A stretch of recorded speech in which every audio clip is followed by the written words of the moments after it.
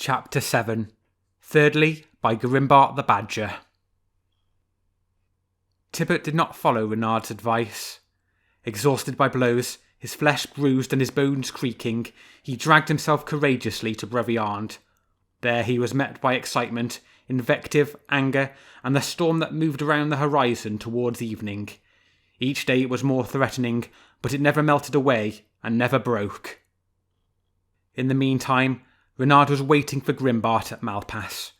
He knew that a third summons would not fail to reach him, and that Grimbart would bring it to him.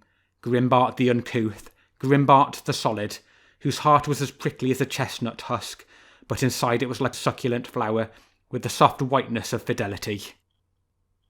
Like Bruin the bear and Tibbet the cat, Grimbart appeared a little before dawn, at the very moment when Reynard expected him. "Come in, Grimbart."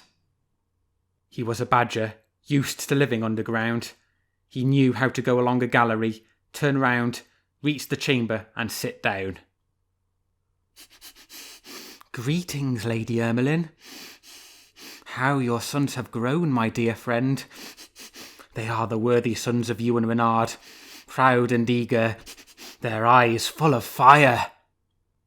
They had something to eat, for there was no lack of provisions. During the last few days, Reynard had been able to hunt at his leisure, and, foreseeing that he could no longer escape an absence that would perhaps last a long time, he had lined his larder well.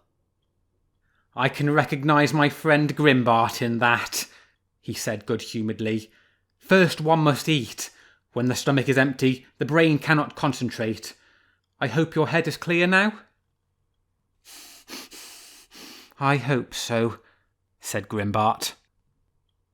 "And what news do you bring us?"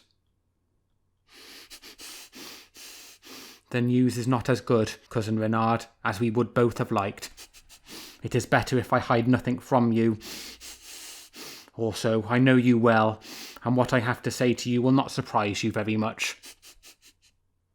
And Grimbart recounted Tibbet's return to Breviand, reporting what he had said, describing, very poorly, as he put it, the barely credible agitation which had taken hold of everyone, the fox's enemies becoming bolder and more vehement, rallying to their cause, one by one, Reynard's last adherents, Snorter, vowing he would trample him underfoot, Bleater and Leader in agreement, like the stupid sheep they were, with the wolf, Bamber silent, Besant silent. "And what about King Noble?" asked Reynard. "Precisely," said Grimbart. "They were both silent because of Noble. How clever he would be, who knew how to read the lion's secret thoughts. This battle still amuses him, but the belligerents do not. He laughs at Ysgrim, and would see him murdered before his eyes without turning a hair. As for you, Reynard—" "Go on, Grimbart."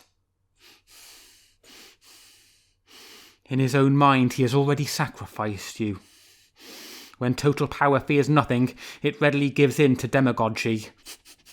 Noble, far from doing nothing to protect you, in future will cast you like an old bone among those who want to destroy you. Naturally, it will be done according to the rules. Look at this on my shoulder." And, pushing aside the stiff hairs of his coat, Grimbart revealed a deep, clear-cut wound, the exact shape of a claw. "There is his recognisable seal, placed there for your benefit. It was done with one claw only, not at all unkindly, as though he were thinking of something else. But the mob were pleased." "They have found their worthy champion," said Reynard. "Very well, then, let there be battle." And as he spoke, he felt himself turn cold to the very marrow of his bones, as though his mere words, after Grimbart's gesture, had brought between them the reality of danger in which death itself assumed the wolf's claws, his horrible yellow gaze, and his enormous jaws. Voices rose from the depths of the darkness. Ermelyn and her sons had become aware of the same threat, and his mate, in her soft voice, begged Reynard to stay hidden in his warm earth at Malpass.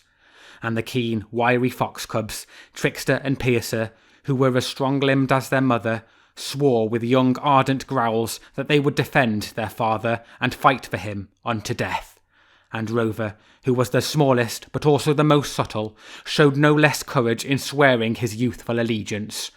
But Reynard immediately regained his self-possession again. "Wife," he said, "I am going to leave, for I still have some matters to settle.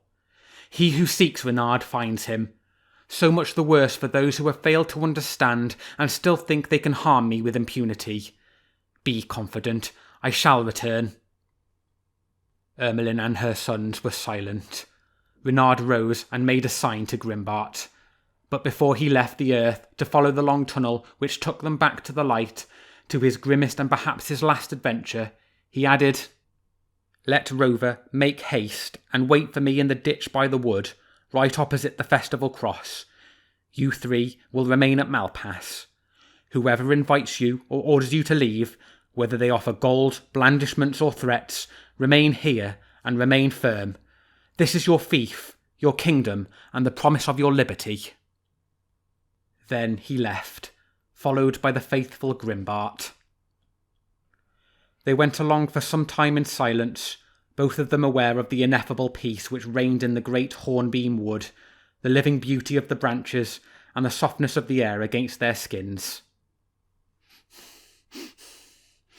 "Cousin," said Grimbart finally, "I love you as you are. That is to say, Reynard from nose to tail. Whatever you may have done, I shall never feel nor utter a word of blame. But don't you think that for once at least total sincerity with another living creature would bring you some comfort at the time of such a serious trial? Tell me the truth, cousin." "Indeed," said Reynard, "I agree. To cut a long story short, everything is true." "What? All this perjury and deceit? These thefts and crimes?" "Everything," said Reynard. "Confiteor." "Do you repent at least?" "If it is to please you, I will repent, yes, Grimbart. But if it is to please me, Reynard, then frankly, no, cousin." Grimbart uttered a long sigh, and the black band which circled his cheeks seemed to sink into them.